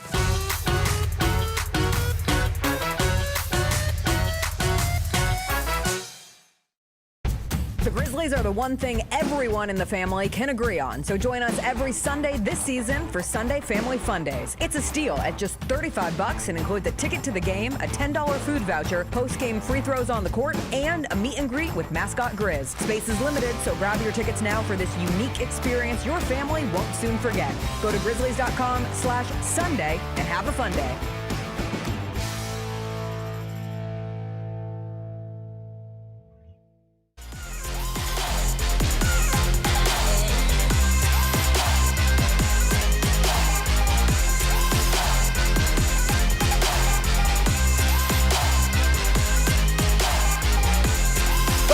Welcome back. A busy weekend in the college football space. Conference championship weekend came and went. We went straight into the college football playoff selection show on Sunday. And the bracket is set. The number 1 seed in this year's college football playoff is Indiana. After they beat Ohio State in the conference championship game, they get a bye. Number 2 seed Ohio State gets a bye. 3 seed Georgia gets a bye. And 4 seed Texas Tech, who stopped BYU out of playoff consideration, gets a bye. The 5 seed is Oregon. They will play 12 seed James Madison. 6 seed is Ole Miss. They will host number 11 Tulane. So that means 2 non-Power 4 schools into the college football playoff. Number 7 is Texas A&M, who will play number 10 Miami. The ACC makes it in after all. Number 8 Oklahoma will host number 9 Alabama. Going into Sunday, the real question became, who of Miami, Notre Dame, and Alabama would get left out? Because it felt like certainly one of those teams was going to get left out. You can include BYU in that mix if you would like to. The answer ends up being Notre Dame. And if you asked the committee to explain their work, CJ, you started getting into this in our little pre-show. I said that's exactly how I described it when planning how to talk about this on today's show. If you asked the committee to explain their work on ultimately arriving to the conclusion that of Miami, Notre Dame, Alabama, who would get left out, it is Notre Dame, if this was a math problem and the teacher said to get a good grade, you have to explain your work, your process, the committee would not get a passing grade. They would not get a passing grade because I'm not sure the committee even fully understands why they did it. Like, the biggest farce is why now? Why now do you move Miami over Notre Dame? It should have always been the case. They have the same record. They played each other, and Miami won that game. Now, Hunter Yurachek said that the bump happens now because suddenly Miami and Notre Dame were slotted next to each other in the rankings because BYU lost its conference championship game to Texas Tech. And I will tell you why that is absolutely insane reasoning, because they say BYU gets bumped to 12 after their loss in the Big 12 championship because that's a punishment to BYU for losing to Texas Tech. But Alabama, who lost to Georgia in the SEC championship game by 21, stays at 9. So I do not understand how you can fault one blowout conference championship appearance, ignore the other, set up a situation where suddenly you're judging Notre Dame and Miami next to each other, which also should not change the simple fact that Miami should have always been ranked ahead of Notre Dame. If there was one big loser in this year's college football playoff, it is the committee. And it is the weekly rating show, which I think they got to do something about because it sets up, I love the chaos of college football. I love that we get to sit here and talk about this absurd reasoning from the committee. But like, in the words of the great Logan Roy, you are not serious people. You are not giving serious reasoning for why this is the solution that you ended up with. I personally don't have an issue with the bracket that they ultimately end up with, but I understand why Notre Dame fans would be pretty peeved. And I understand why BYU fans would even be peeved at the reasoning when they lay it all out. Yeah, it's absurd. It's absurd. They say one thing for one team and something else completely different for other teams. Am I making this up? Did they not say, hey, teams who aren't playing this weekend can't move up? Right? Didn't they say something along those lines? Well, if that's the case, how the hell does Miami get to move up? How? And we've talked on this show every week this ranking come out. We talk on this show, and the big thing that I complain about and you complain about up to this point was, how in the hell is Miami behind Notre Dame? They've got the exact same record, and they played, and Miami won. At a certain point, you look at the first tiebreaker, which is, hey, did these two teams play? All right, then who won? All right, cool. Then that team should be ahead of this team. Yes. Right? And in this case, it's Miami. So if they had done it that way, they tried to outthink football, and it comes back and bites them in the ass. But if they had done it that way, then you're sitting here on this weekend like, okay, that makes sense. Makes perfect sense. What it looks like, outside looking in, just opening the third eye just a little bit, it looks like, holy hell, we got to put James Madison in. We weren't expecting to have to do that. And there's no ACC team in. We got to put one of those in. The highest ranked one is Miami. Great. They beat Notre Dame. Even better. Let's find an excuse, find a way to put an ACC team in here. Let's find a way to do that. That's what it looks like. To me, the message is pretty clear. Like, Notre Dame, join a conference. Join a conference or risk this happening. And I think you could make the bigger message. If you don't win your conference championship game, you are always at risk of being an at-large. And if you are an at-large, you are at risk of missing the college football playoff. But for Notre Dame, I think it's that simple. Join a conference. There was a crazy piece of information reported by Ross Dellinger yesterday where starting next year, Notre Dame is actually guaranteed a playoff berth if it's ranked in the top 12. And if the playoff expands to 14, they have to be ranked in the top 13. But they would be guaranteed a spot. So if those rules were in place this year, Notre Dame would have been legalized in to making the college football playoff, which is you know how this committee works. They'd been like, hey. Yeah, then they wouldn't have moved them. They would have found a way to dock them for not playing. More, right. So instead of them ending the year where they ended 12. Yes. Instead of them ending the year 12, they would have ended the year 15, 16. Sure. So you can say, all right, Notre Dame's not going to be in. Gotta just believe the results on the field when you can, and when you can't, do your best. But they play these games for a reason. It has to matter. And when all things are equal, the records are the same. The team who won should be ranked ahead. You could have avoided all of this. And you want to know how you avoid even another level of this? If the ACC doesn't have their wonky tiebreaker situation that leaves Miami out of the conference championship game. What should the tiebreaker game, be? I don't know the exact answer of that, but they put themselves in this position. The issue is you've got these super conferences now, and two teams in the exact same conference. They both play in the Atlantic Coast Conference. Shared 2 common opponents? Yes. 2. They both play 8 or 9 conference games? 2. And they share 2 common opponents. So, like, there it is. Maybe, just maybe, we take some of these games off of the schedule and add more conference games, right? Like, we say, hey, you know what? You don't need to play insert random FCS school here. Play another conference game. Right. Play 2 more conference games. So you get you 1 random FCS school if that's how you feeling, and you get you 1 group of 5 school if that's how you feeling, but I need you to play 10 conference games. Or you say, hey, out of conference, you've got to play multiple power conference teams. You've got to play, if all you're going to play is 8 conference games, all you're going to play is 9 conference games, well, 1 or 2 of your out of conference got to be against Power 4 teams. We got to find a way to do it like that. I am so very, very happy Notre Dame got left out. The only thing would have made me happier is if they could have found a way to leave Ohio State out as well, right? That would have made me. You lost to Indiana. You allowed Indiana to become a 1 seed in a college football playoff. Automatic out. I love the Indiana story. Immediately.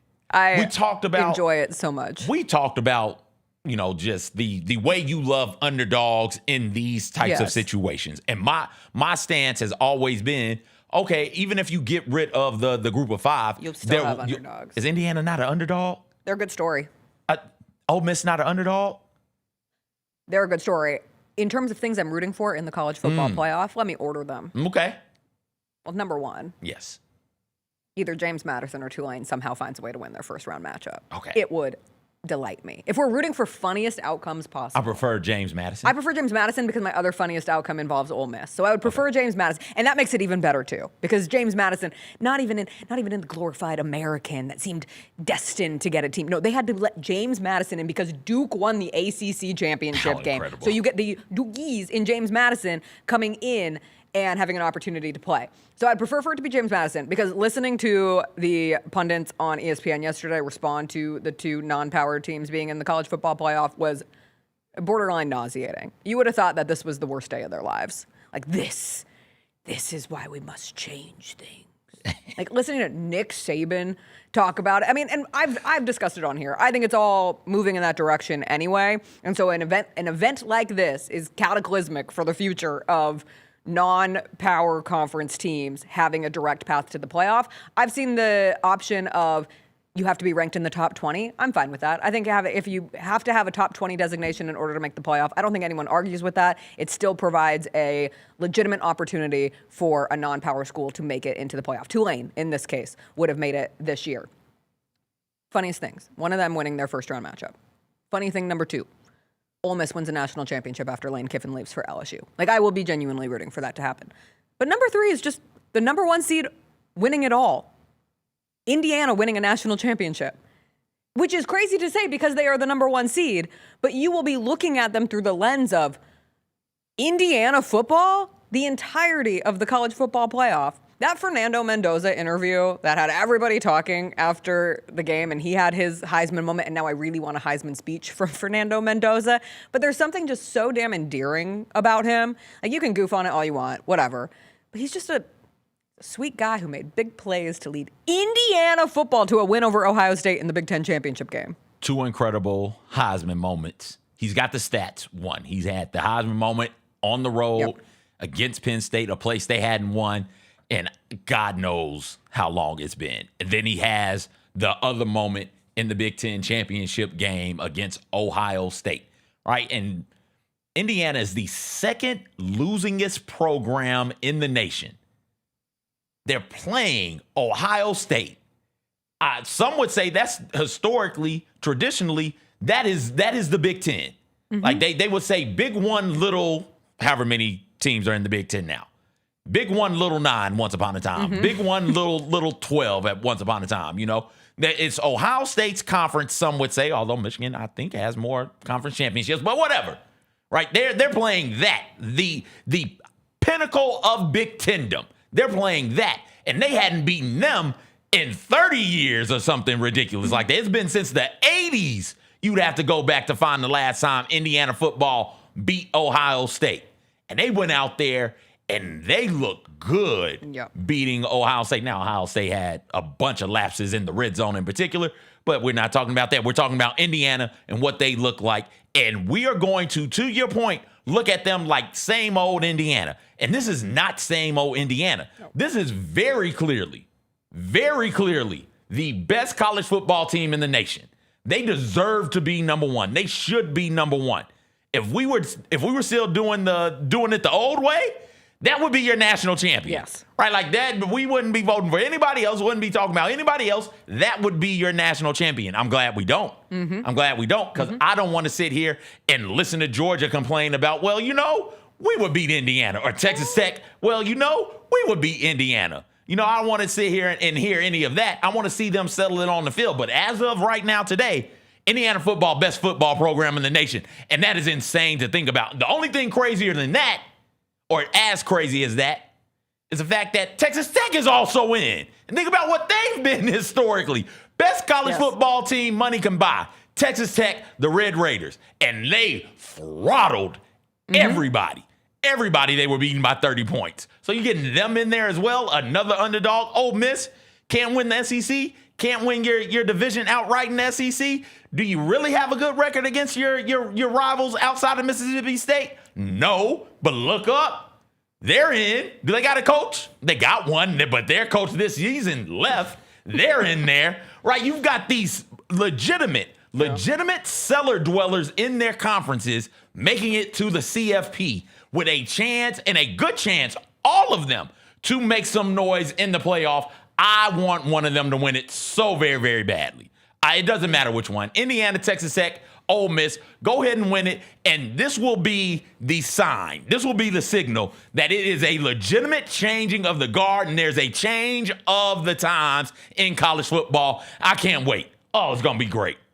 Speaking of change of the times of college football, Notre Dame's not playing in a bowl game. Good for them. How dare you disrespect the Pop-Tarts Bowl? Did they get an invite? How dare you? They got an invite? Disrespect the Pop-Tarts Bowl. You want to know who's playing in the Pop-Tarts Bowl? BYU. Okay. They were left out of the playoff. Their feelings were hurt. And you want to know what they saw? An opportunity to continue playing football. I just went to the actual, this is so funny. I went to the actual Pop-Tarts Twitter page. They haven't tweeted since 2022. Oh, really? They have not tweeted since 2022. They don't need to tweet. Meanwhile, the Pop-Tarts Bowl is constantly tweeting. I think they would have had an opportunity to play in the Pop-Tarts Bowl or another bowl. Pop-Tarts Bowl might have been ACC designated. You might have to be in a conference to play in a Pop-Tarts Bowl. Sorry about it. Georgia Tech BYU is the Pop-Tarts Bowl. Oh, that's going to be a good one. Great game. BYU not playing in a bowl, though. And Notre Dame. I'm sorry. Notre Dame not playing in a bowl. And I think it was disrespectful to the pastries who died for this. This could be the real beginning of the end for the bowl industry. In the words of Reddit College Football, the Pop-Tarts Bowl features the sacrifice of a beloved figure who is reborn anew as someone who is ceremonial consumed in celebration. This is literally the central narrative of the crucifixion, resurrection, and communion. How could Notre Dame say no? Is this sacrilegious? Absolutely. Absolutely. From Reddit College Football. Is it a solid metaphor? Yes. Yes. Yes. Yeah. So, this is literally what happens. Shame on you, Notre Dame. But I really do think we're getting to the beginning of the end for bowls. They don't matter like they once did. And you really did. I brought it up at the beginning of the show. You had 7 teams pass on the Birmingham Bowl. 7 teams before you finally got App State to say yes to go play Georgia Southern. And I think you were going to see more and more cases where teams just decide we're moving to next year because you want to know what matters? The college football playoff. And immediately starting the process of getting ready for another season. Well, yeah, but also there's so many bowls. Also that. I think that is the bigger issue with the bowls. They're not exclusive anymore. Everybody gets to a bowl. The 6th place team in the Sun Belt gets to go to a bowl. The 9th place team in the American gets to go to a bowl, right? Like that. You have to win 6 games, but if there's not enough teams to fill, then maybe you can win 5. That used to be special. That used to be like, oh, okay, this is a sign of a really good season. And then it became very clear because sports, live sports in particular, drives viewership in the TV space. And ESPN stepped in and said, yo, we just need games on. Just give us, we'll create some type of goofy criteria for everybody to meet. But here's a TV show. And we need all of these games on, especially during holiday season when people are at home looking for things to do. Just give us 2 teams. Yeah. We'll make it work with Georgia State and Florida Gulf Coast, I guess. Does Florida Gulf Coast have a football program? No, but they can put one together real quick and we'll go watch them. We'll watch them and bet money on them. So, that's what it is. And that's the issue. Everybody goes to a bowl game now. So they're not special. Mm-hmm. Everybody goes to Birmingham now. Everybody goes to Charlotte. Everybody goes to Detroit. Everybody goes to Fresno. Everybody's going to Philadelphia or to a Chicago or someplace like that. They're just not special anymore. I'm gonna scroll bowls and pick one. Mm-hmm.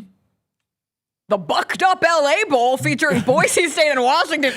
Come on. The Bucked Up LA Bowl? No way.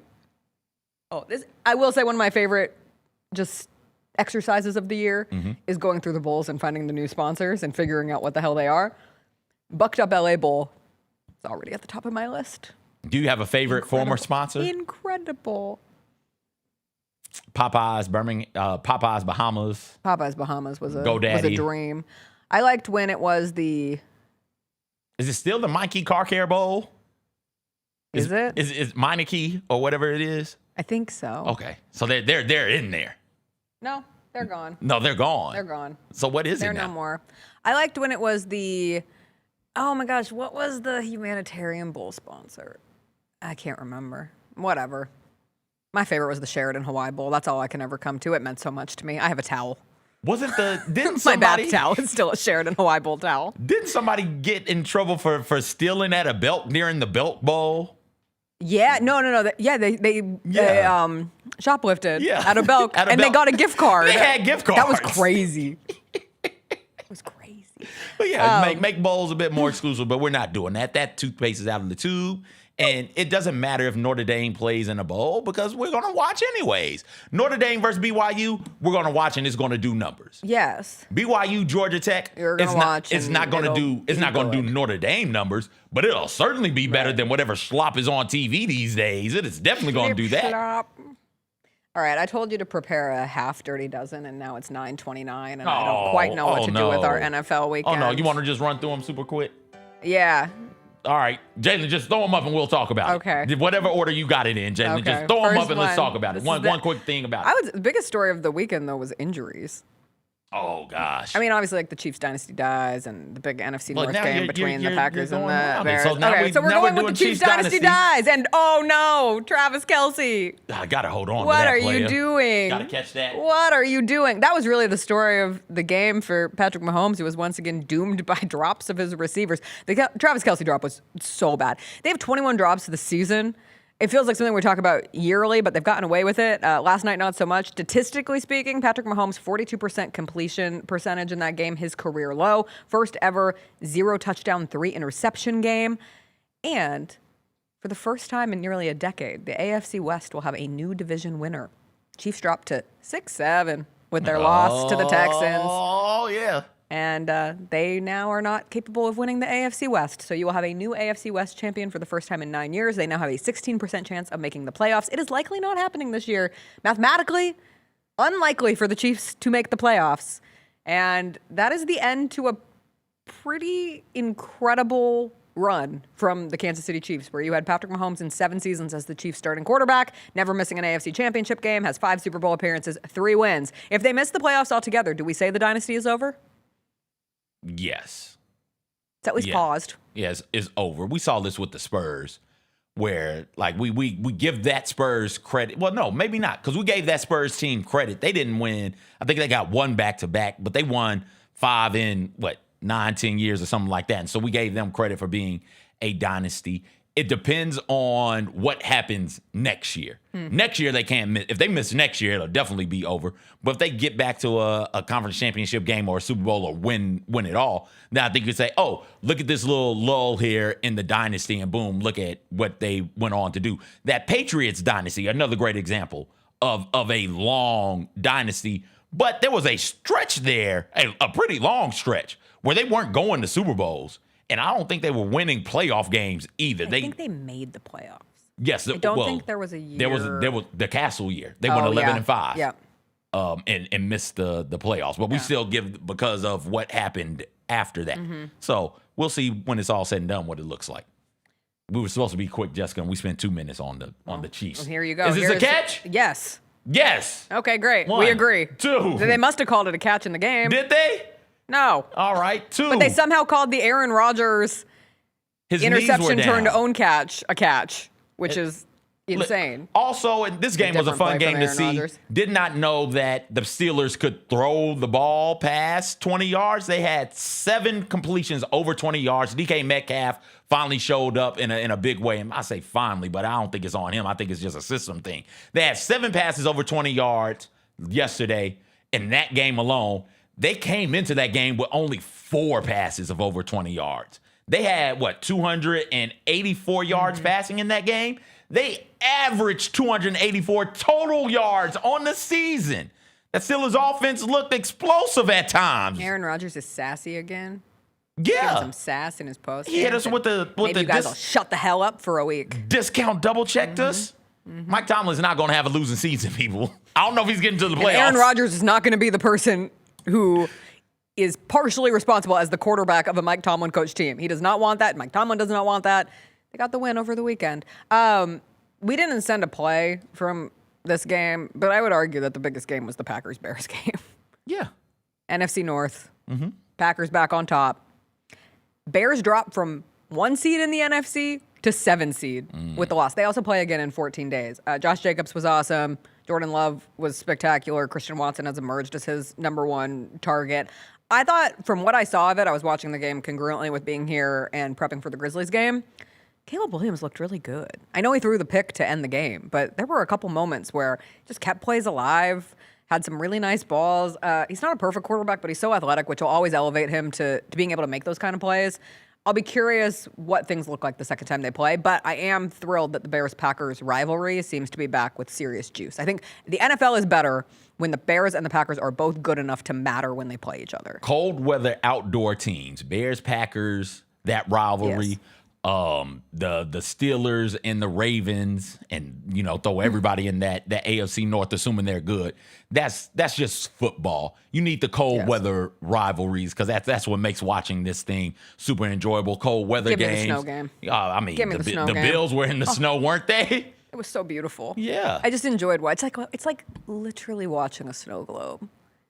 Statistically speaking, if it is snowing that hard, the game's ability to be a banger elevates tremendously. And it was awesome. And Josh Allen was fantastic. That little 40-yard touchdown run where he sees pressure and just takes off was reason number 1, 2, 3, 4, 5, 6 why Josh Allen is such a really spectacular quarterback, and also in a game that became a shootout with the Bengals, because one day the Bengals will get a defense that helps Joe Burrow out, but today is not that day, and Joe Burrow threw a bad pick 6 of his own that really kind of changed the trajectory of this game for Cincinnati. I think the Bengals are out now, yes? They had such small room for error. They were up 10. Which is a shame because they're so fun. They were up 10 with 7 minutes to go. That touchdown happened, so they ended up being maybe up 5 or something like that at some point in the game when he throws the interception. What happened? What are we looking at? There's a drone, Oh, and turn it up. was Well, Courtney. it was catching the light off your your glass. It was hitting me in the eye. But so the Burrow interception, just a freaky athletic play right there by Benford to go up to get the deflection. Bengals up 3. Almost under 5 minutes left in the game, or under 6 minutes left in the game. The Bengals have the ball. They're driving. It's not like the Bills had stopped them at all. right? So the Bengals are driving. It's like, okay, they're still in control of this game and of this circumstance. Nope. Just a quick deflection, interception, pick 6. And that does it for the Bengals, unfortunately. I thought they were going to go undefeated this month. I thought they were going to make it to the playoffs. I mean, watching the first half of that game, I was like, here we go again. The Bills had fumbled going into the end zone. Got to find a way to figure out what's going on with, what's my man's name, running back for the Bills? Why am I blanking? His brother played at Florida State. Yes, I know. Cook, now that you Cook, asked me. not James Dalvin, Cook. James Cook. Got to find a way to hold on to the football and not cost his team in those sorts of ways. But yeah, that was one of my picks.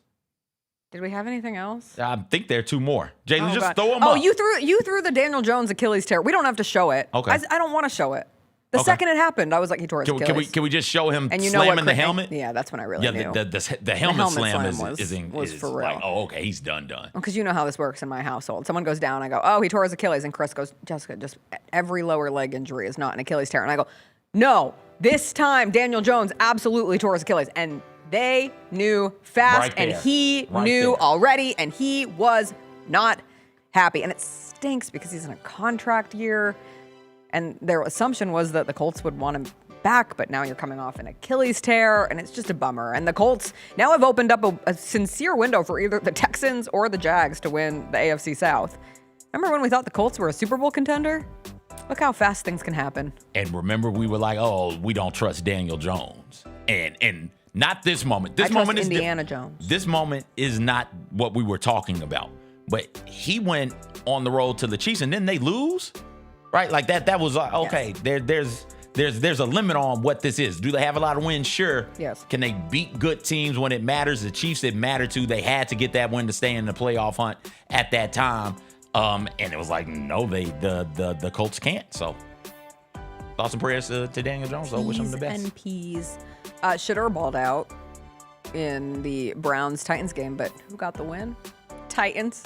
Win number 2 of the season. Go Team Tennessee. What was your last play? That was it. Is that it? Yeah. Look at that. Only took... Oh, Jalen said we didn't show the best play ever. What's the best? Oh, oh my God. What is he doing? What the hell is Desmond doing? Like, why is this what you're doing? Season. Why is this what you're doing? It's the second time this season. Like, you're did you hear my call out in the highlights? Because Santi did it off Avdia, but it was a normal, like, that's trying what to get. That's what you're supposed to do. Desmond Bain is pelting the ball at for no reason. Anunoby. Like, you got the ball, like, turn and go that way. Just pelting him. OG had every right to shove. I've watched it 100 times. Why? I've watched it 100 times. Don't you go through your day thinking, God, I wish I could just throw a basketball at that person? Desmond Bain gets to do it. I work with you all the time. Throw this Santa hat. Can you open that up and tell me what that is? Miss Kim needs to be stopped. I said that with confidence. She has to be stopped. More difficult. You know what's crazy? How sharp plastic is. Oh, okay. I got it. Don't worry. Oh, there's 2. Is it socks? It's one Santa hat. Oh, okay. That says nice for moi. Okay. And another Grinch hat. That says naughty, I'm assuming? That says naughty. I'll be your naughty boy, Miss Kim. Let's go. Desmond Bain has to wear the naughty hat after throwing the ball. There's so many different angles of that. I could have made a compilation video of like the 6 different angles I saw of Desmond Bain pelting OG Anunoby. Zapruder filmed it? Yes. There were people from the stands who took it. There was like an overhead camera view of it, and everyone was funnier than the last one. Desmond Bain did a great interview with The Pivot over the weekend where he talked about his time here, talked about John Morant. It's a really good listen if you're interested. I've heard it on YouTube. I think it's on all podcasts. Yeah, I'm going to get to it today. It's a good listen. All right, we'll be back tomorrow. Mike Wallace will join us. A interesting Grizzlies week as they are off until Friday. But we'll catch up about all things Grizzlies with Mike. Will Coleman will join us. Always nice to have a Tigers win to discuss with him. I hope you have a wonderful rest of your Monday. We'll see you next time. Bye. Miss Kim got me this hat also. She's a hat connoisseur. I'm saying it.